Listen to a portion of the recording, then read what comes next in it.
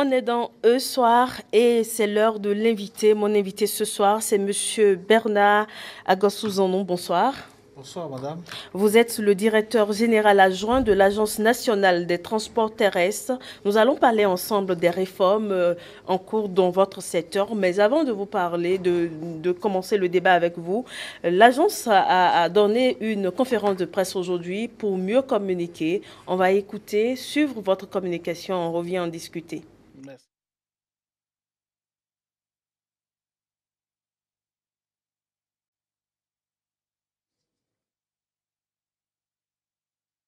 Je disais tantôt qu'on va suivre l'élément sur l'Agence nationale des transports terrestres.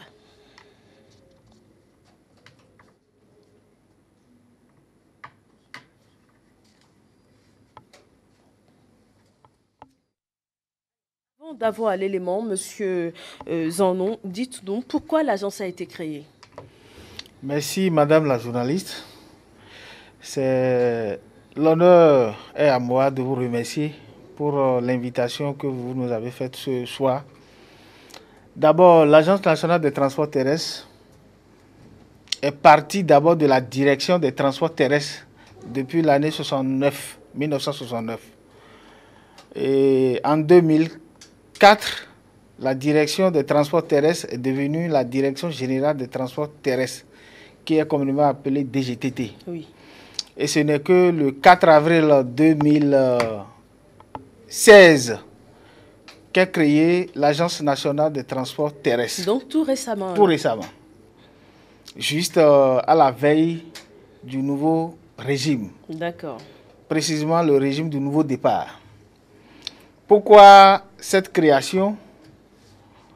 Il s'est révélé qu'après plusieurs études de la Banque mondiale, de l'Union européenne, les conclusions ont montré qu'il faut forcément quitter une direction technique pour passer à une agence, c'est-à-dire dotée d'une autonomie financière voilà. Et une gestion administrative autonome.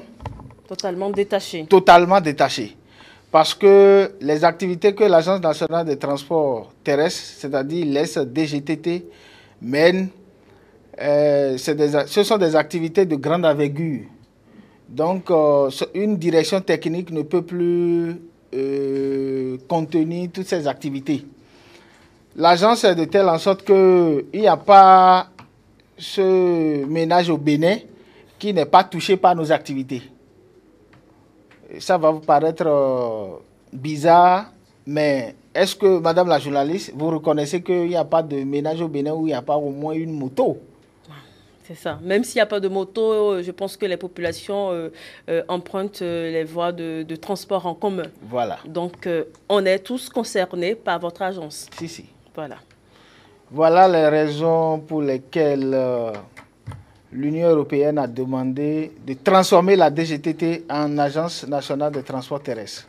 Alors, en Agence nationale des transports terrestres, oui, cette agence a été créée. On va écouter maintenant, l'élément est prêt, on va écouter maintenant la conférence de presse qu'a donnée aujourd'hui le directeur général de l'Agence nationale. Merci beaucoup. Le transport terrestre connaît depuis quelque temps des réformes sectorielles et cette conférence de presse à laquelle le directeur général de l'Agence nationale des transports terrestres a convié les hommes des médias se veut être capitale. Non seulement pour informer la population sur ces différentes réformes, mais aussi et surtout pour les sensibiliser. D'ailleurs, l'importance de l'agence a été démontrée. C'est pourquoi le gouvernement de son Excellence Patrice Talon a mis un accent particulier dans son programme d'action sur les transports en général et les transports terrestres en particulier. Le transport terrestre est un indicateur qui permet de rapprocher les zones de production des marchés, des zones de consommation. S'il n'y a pas de transport terrestre, ça va être très difficile pour nos États de fonctionner, surtout les États de l'Afrique de l'Ouest. Une importante structure qui mérite des réformes et ces réformes en cours redonnent un nouveau visage à l'agence qui se vante de sa prouesse. Si je prends l'organisation des permis de conduire ainsi que la délivrance du titre afférent. Il y a des permis de 2015 non encore signés. Il y a des permis de 2016 non encore signés. Cela faisait état de grogne. Mais à la date d'aujourd'hui, je peux vous rassurer que le permis de conduire, si on passe un examen, l'examen qui est passé déjà dans le mois de mars ou de mai, presque à 90%, les titres sont déjà mis à la disposition des impétrants.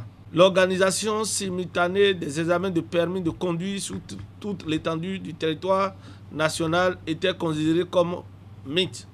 Mais ce mythe-là a été levé grâce à l'appui de l'État central depuis novembre 2016. Des permis de conduire délivrés entre-temps 6 mois après examen est passé désormais à 1 mois. À cela s'ajoute la fin de l'ouverture clandestine des auto-écoles.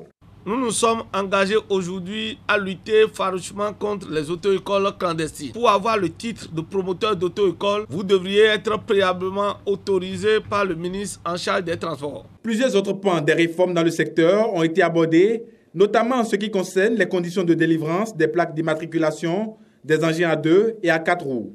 Des réformes qui, à bout, viennent insuffler une nouvelle dynamique à l'agence qui compte collaborer avec la population pour atteindre ses objectifs. Voilà, l'Agence nationale des transports terrestres veut atteindre ses objectifs. Alors, est-ce qu'on peut savoir quelles sont les réformes en cours dans ce secteur-là pour atteindre vos objectifs? Merci beaucoup, Madame la journaliste. Les réformes aujourd'hui en cours à l'Agence nationale des transports terrestres sont énormes. D'abord, à l'arrivée du nouveau régime, quand nous avons pris les rênes de l'Agence nationale des transports terrestres, je ne vous apprends rien, puisque je suppose que vous êtes détentrice d'un permis de conduire. Oui, bien sûr. Catégorie B. Voilà. Lorsque vous passez, dans l'ancien temps, lorsque vous passez votre permis, vous devez attendre au moins 6 mois avant d'avoir votre permis. Mais au jour d'aujourd'hui, lorsque vous passez votre permis, le délai maximal pour avoir votre permis, c'est 1 mois au plus tard. 30 jours au plus tard, vous avez votre permis. Qu'est-ce qui a évolué dans ce secteur? Pourquoi on est passé de 6 à 1 mois? Les raisons sont simples, Madame la journaliste. Avant que nous prenions service, l'Agence nationale des transports terrestres, c'est-à-dire l'SDGTT, prenait tout 1 mois pour organiser l'examen de permis de conduire sur toute l'étendue du territoire national. C'est-à-dire, on prend 1 semaine pour organiser dans le département de Lomé du Plateau, la semaine suivante dans le département de l'Atlantique et du Littoral, ainsi de suite. Mais nous avons constaté que ce n'est pas bien. Et par l'aide sur instruction du chef de l'État, via notre ministre de tutelle, nous avons réussi l'organisation simultanée des examens de permis de conduire, en République du Bénin. Quand vous dites simultané, ça veut dire que si cette semaine vous lancez les examens à Cotonou, ça se passe dans tous les autres départements du Bénin, est-ce cela? C'est ça, Madame la journaliste. Lorsque, je prends l'exemple, lorsque le lundi prochain, c'est déjà l'examen de permis de conduire du mois de mai. Lorsque ça démarre à 7h00 à Cotonou, ça veut dire que ça a démarré à 7h00 dans tous les départements du Bénin. Donc, au plus tard, le jeudi suivant, nous avons terminé l'organisation des examens de permis de conduire sur toute l'étendue du territoire national. De telle en sorte qu'en 4 jours, sur toute l'étendue du territoire national, nous terminons l'examen de permis de conduire.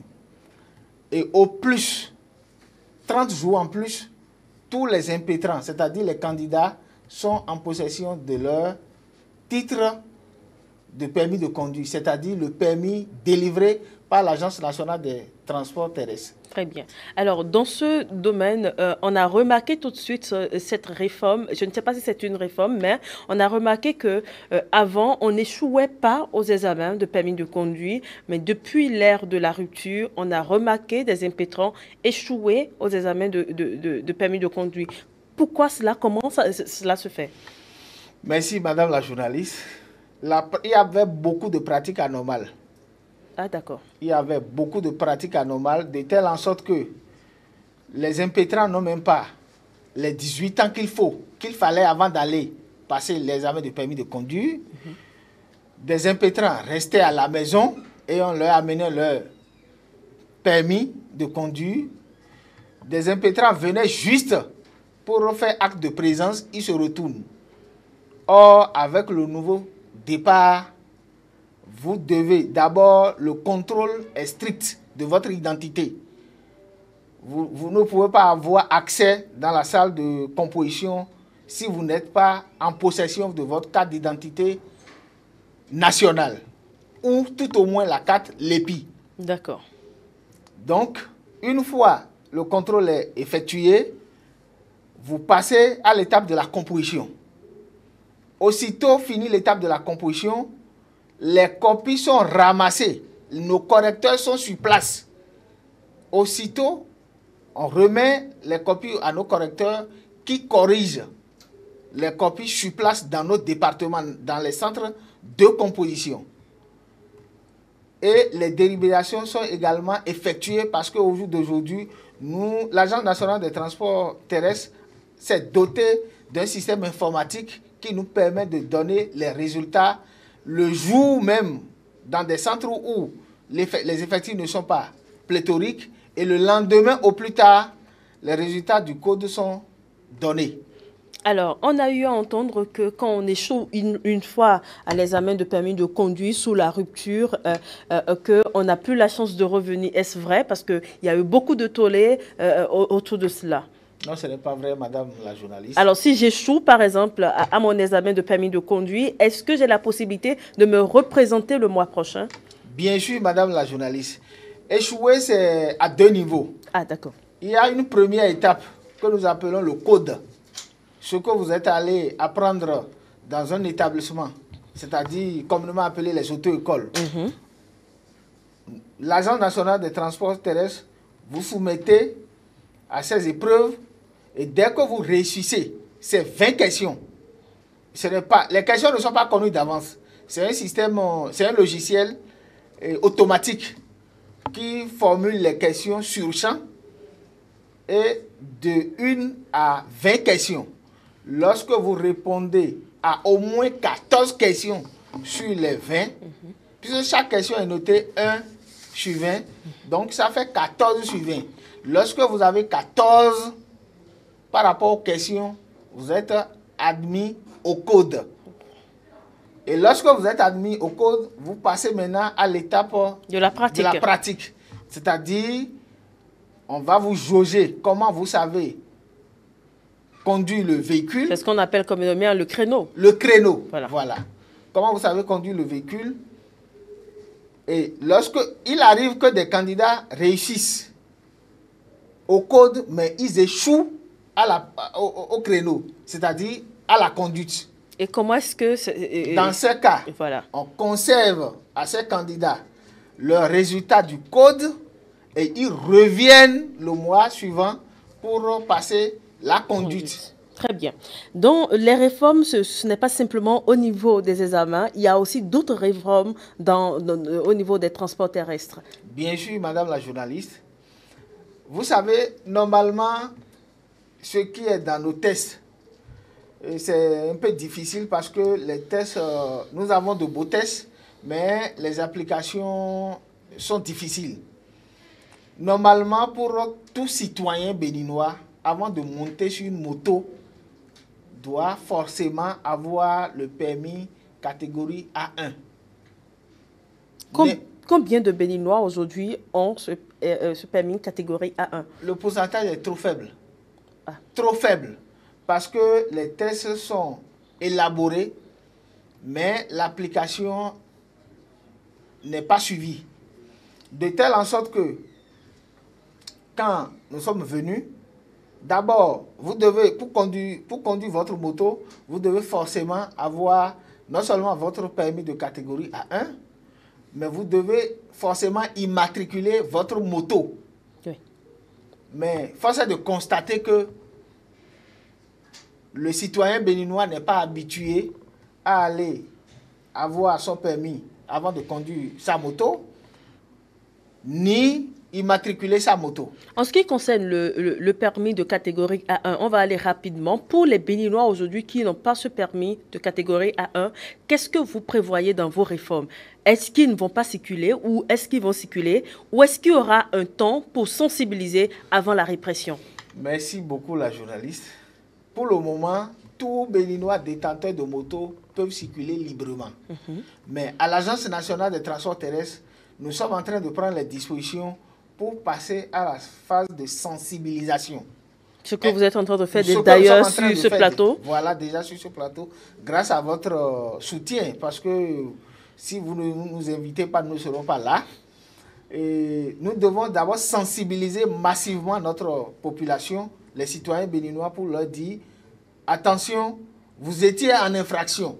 Parce que conduire une moto sans permis de conduire, c'est une infraction. Mais dans les mois à venir, nous allons commencer par arrêter les conducteurs de motos qui ne seront pas détenteurs de leur permis de conduire. Mais ça, c'est après la phase de la sensibilisation. Après la phase de la sensibilisation, nous allons prendre le temps de beaucoup sensibiliser. Amener les concitoyens, les citoyens béninois à savoir que il faut la non-obtention de permis de conduire de leur moto est une infraction et c'est d'ailleurs une mauvaise chose. Parce que n'importe qui ne peut pas se lever et monter sur une moto et conduire sans connaître le code de la route. Parce qu'avant d'obtenir le permis de conduire de votre moto, vous devez aller dans un établissement communément appelé auto-école. Les auto-écoles, voilà. Et ils vont vous apprendre ce que c'est que le code de la route. Alors, monsieur Zanon, dites-moi, ceux qui ont le permis B, ils doivent nécessairement, et s'ils ont une moto, ils doivent nécessairement avoir le permis A1 avant de monter sur une moto? Légalement, oui. Mais puisque le permis B dépasse le permis est supérieur au permis A1, lorsque vous avez déjà votre permis B, vous devez saisir l'Agence nationale des transports terrestres pour une régularisation. C'est-à-dire quoi? C'est-à-dire, on dit qu'il faut quitter le CI avant d'aller au CP. Voilà. Et puisque vous êtes déjà au CP, c'est supposé que celui qui sait conduire un véhicule en temps normal, il est bien vrai, il y a des gens qui savent conduire facilement le véhicule, mais ils ne savent pas conduire la moto. Oui, bien sûr. Donc, il vous faut une séance de recyclage, une séance de recyclage qui va vous conduire à l'obtention du permis catégorie A1. Et si je sais conduire la voiture et je ne sais pas conduire la moto, et si je vous dis que je sais conduire la moto pour régulariser ma situation, qu'est-ce qui va se passer? Est-ce que vous allez me mettre à l'œuvre avant de me délivrer? Bien sûr. Ah ouais. Bien sûr. On ne peut pas vous donner directement le permis A1 sans savoir que vous savez vraiment conduire. Tenir le guidon. Tenir le guidon. Maîtriser le code de la route. Très bien. Alors, en dehors de l'immatriculation, en dehors du permis de conduire pour les motos, il y a aussi l'immatriculation qui pose un problème. Il y a les populations qui vont déposer leur dossier, mais qui ont du mal à prendre les plaques pour immatriculer leur moto. Qu'est-ce qui se passe au niveau de ce service? Merci beaucoup, madame la journaliste. Je crois que ce problème est conjugué au passé depuis que le nouveau régime s'est installé. Puisque quand nous avons pris les rênes de l'Agence nationale des transports terrestres en 2016, malheureusement, nous avons constaté des dossiers qui sont déposés par nos citoyens depuis 2012, 2013, 2014, 2015, qui sont restés sans traiter. Est-ce qu'on peut dire aujourd'hui aux populations que ces dossiers sont déjà traités et qu'ils peuvent passer à cette direction pour récupérer leur plaque et immatriculer leur moto? Bien sûr, madame la journaliste, ces dossiers sont définitivement traités. Et s'il y a un citoyen aujourd'hui qui n'a pas le retour de son dossier, c'est qu'il ne s'est pas rapproché de l'une de nos directions départementales, les ANES départementales, où il a déposé son dossier. Alors, quelles sont ces ANES départementales-là, ou quels sont ces lieux où les citoyens doivent se rendre pour retirer leur plaque? Si nous prenons le département les départements, puisque désormais nous avons 12 départements. Bien sûr. Si nous prenons les départements de l'Atlantique et de littoral, l'ANES de ces deux départements est à Kpakpa.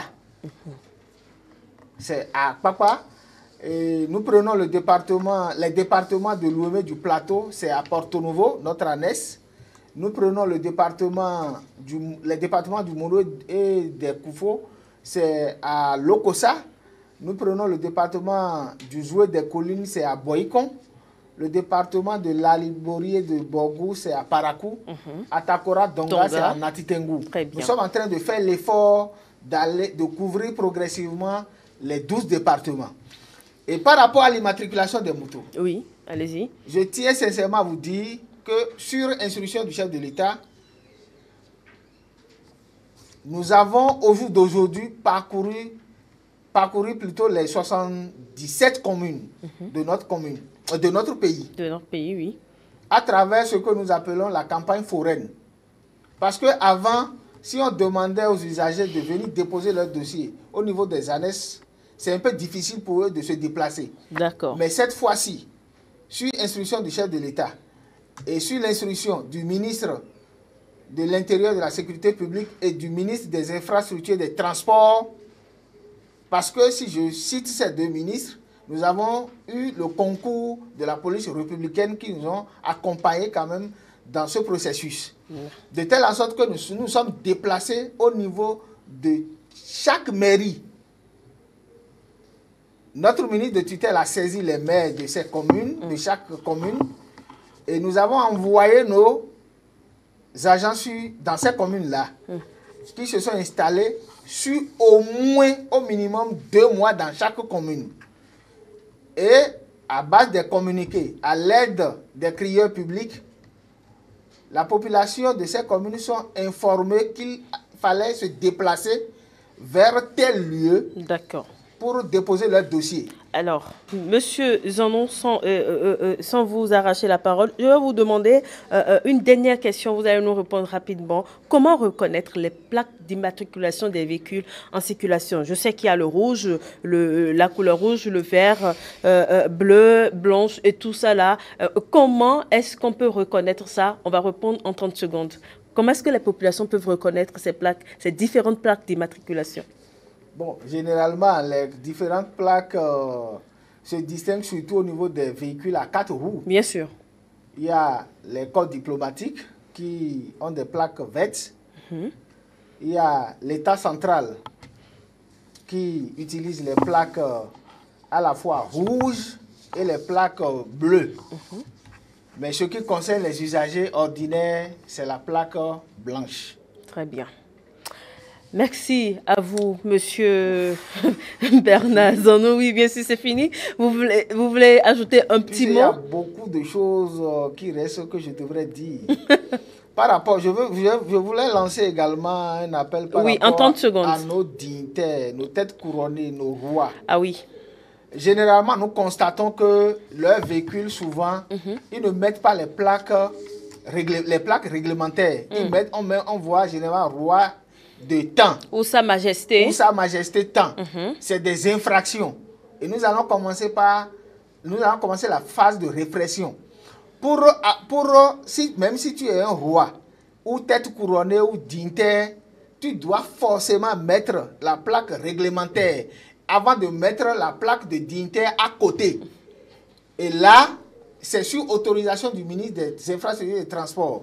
Et au passage, je salue le roi de Savalou, que depuis qu'on a lancé ce communiqué, depuis près de 3 mois, c'est le seul roi qui a pu quand même adresser la demande d'autorisation qui lui a été accordée par le ministre des Infrastructures et des Transports. Donc j'invite les autres têtes couronnées à rentrer dans les rangs. J'espère bien que nos rois et nos têtes couronnées vont suivre ce que vous êtes en train de dire pour ne pas tomber sous le coup de la loi, puisque ça ne serait pas gentil de voir un roi arrêté dans la circulation. Merci à vous, Monsieur Bernard Agosou Zanon, d'être passé sur ce plateau, nous exposer un peu les réformes dans le secteur des transports terrestres au Bénin. Madame, Monsieur, j'espère que vous avez pris du plaisir à nous suivre.